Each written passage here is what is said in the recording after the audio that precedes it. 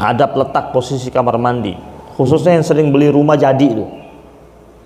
Kan beli rumah jadi itu kan kita harus cek itu, tukang-tukangnya kan ada yang paham, ada yang nggak paham ketika bangun rumah tersebut. Ya, lihat posisi kamar mandi. Ya, yang pertama, jangan menghadap ke arah kiblat dan jangan membelakangi kiblat. Berwudu di dalam toilet itu makruh, itu dikatakan oleh ulama makruh. Kenapa dikatakan makruh?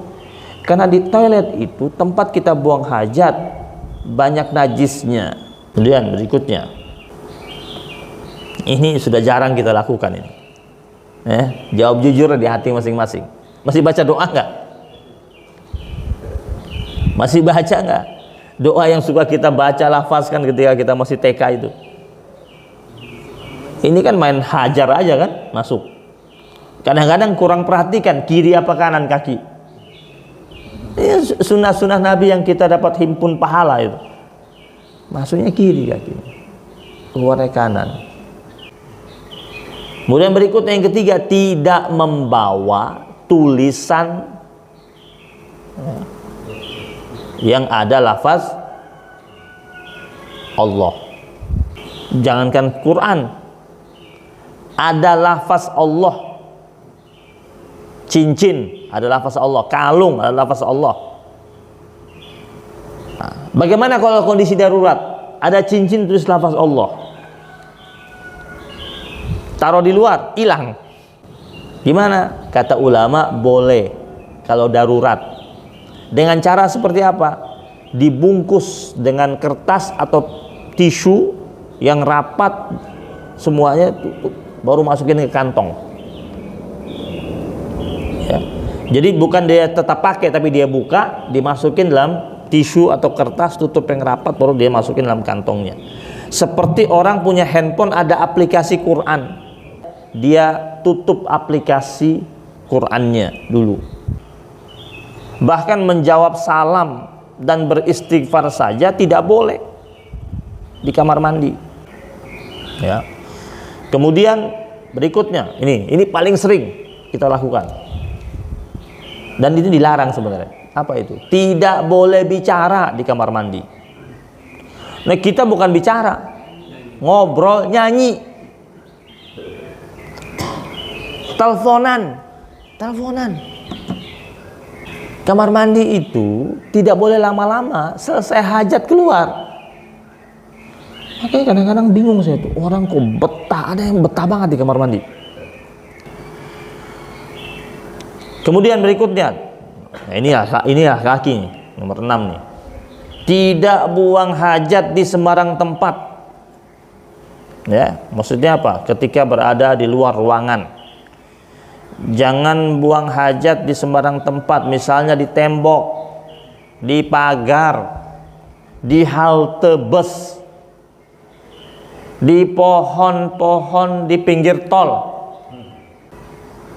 Nabi katakan, takutlah kalian atau hati-hatilah kalian terhadap orang yang dilaknat oleh manusia. Qalu, kata para sahabat, wa man la'anan ya Rasulullah, wahai Rasul, siapa orang yang dilaknat oleh manusia tersebut?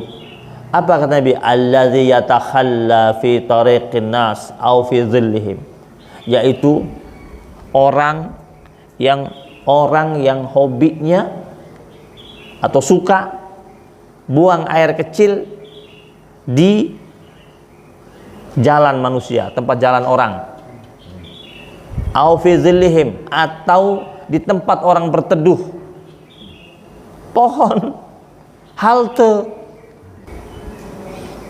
Nah, ini yang sudah tertinggalkan. Ya. Hendaknya masuk toilet memakai penutup kepala. Sunnahnya. Kita bahkan kadang-kadang udah pakai peci, mau ke toilet lepas, suruh tutup. Nah, kenapa? Ada beberapa riwayat para sahabat, para tabi'in, mereka terbiasa kalau masuk ke dalam toilet memakai penutup kepala. Kenapa? Karena malu kepada Allah Subhanahu wa ta'ala. Kemudian beristinja dengan benar dan sempurna. Ya, yang laki-laki kalau semuanya dia sudah sekarang toilet kebanyakannya duduk bukan jongkok. Sedangkan laki-laki itu buang air kecilnya itu akan sempurna kalau dia jongkok. Maka kalau seumpamanya dia sudah selesai, ruangannya agak memungkinkan untuk dia jongkok, dia duduk jongkok lagi di bawah sambil dia berdehem beberapa kali biar yang sisa itu keluar. Dalam riwayat hadis juga Nabi menganjurkan apa? Untuk diurut pakai tangan kirinya beberapa kali untuk mengeluarkan yang sisa. Kemudian setelah itu keluar kamar mandi dengan doa tentunya. Doanya bermacam-macam di sini. Dalam satu riwayat Nabi itu bacanya pendek doanya, ghufranaka, sudah selesai. Itu cukup. Keluar dengan kaki kanan bilang ghufranaka. Dalam riwayat lain dikatakan Nabi membaca ghufranaka alhamdulillahillazi azhaba anni adza wa afani. Ya. Tempat-tempat yang dilarang oleh Nabi untuk buang air kecil. Ya. Yang pertama, air yang menggenang. Maka kalau antum masuk kamar mandi umum, lihat toiletnya air yang menggenang, keluar, cari yang lain. Mau buang air besar, buang air kecil, lihat airnya menggenang, nggak bersih, keluar, cari tempat lain. Ya. Kemudian tidak boleh di bawah pohon yang berbuah. Oh ini pohon nih, nggak apa-apa nih, nggak ada orang nih, sepi nih, nggak boleh di bawah pohon berbuah, larang sama Rasul. Tidak boleh di bebatuan. Bisa aja ada kelompok semut di situ.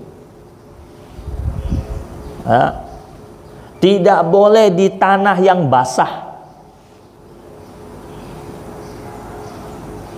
Tidak boleh di tanah yang kering banget juga nggak boleh. Jadi tanahnya tuh tanah yang lembab saja, dia nyerap. Yang basah nggak boleh, lembab boleh, kering sekali nggak boleh karena dia menggenang tuh air seninya itu.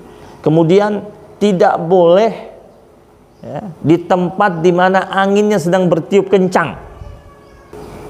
Kemudian ini laki-laki tidak boleh buang hajat sambil berdiri. Ya.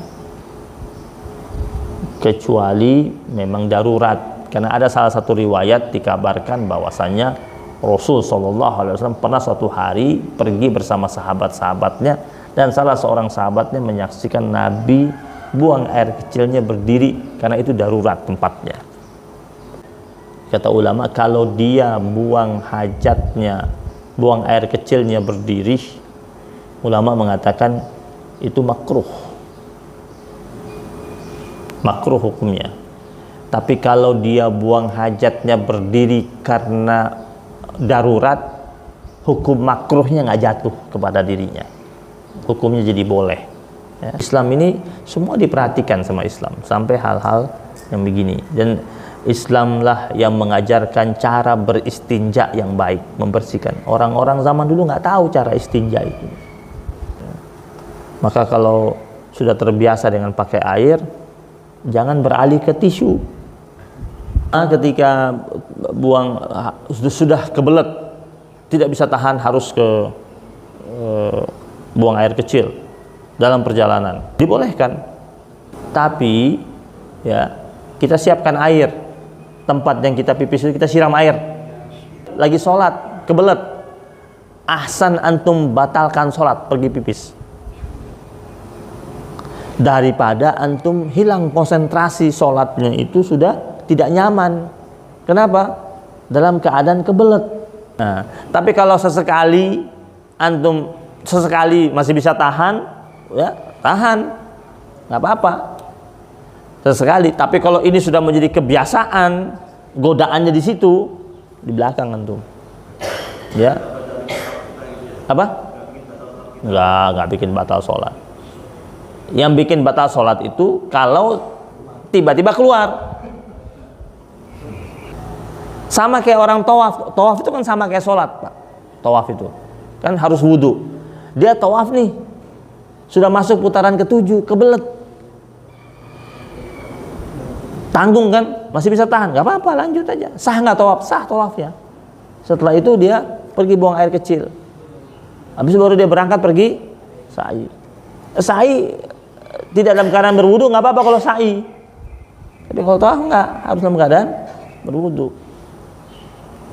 Nah, tawaf dia udah mau buang angin, tinggal putaran, tinggal sedikit lagi, tinggal setengah putaran selesai. Masih tahan sampai selesai, buang angin selesai, aman. Tapi kalau sudah tinggal sedikit, buang angin, maka dia pergi wudu dulu, terus dia ulang satu putaran, berarti kan tinggal satu putaran kan, tinggal sedikit, ulang putaran sedikit, satu kali putaran. Kalau rumah itu yang kamar mandinya, toiletnya itu duduk, lebih terjamin bersihnya ketimbang yang jongkok. Karena yang jongkok itu ketika dia buang air kecil bisa aja dia nyiprat kemana-mana. Nah kalau yang duduk itu kan dia masuk ke situ dan dipastikan sudah di situ.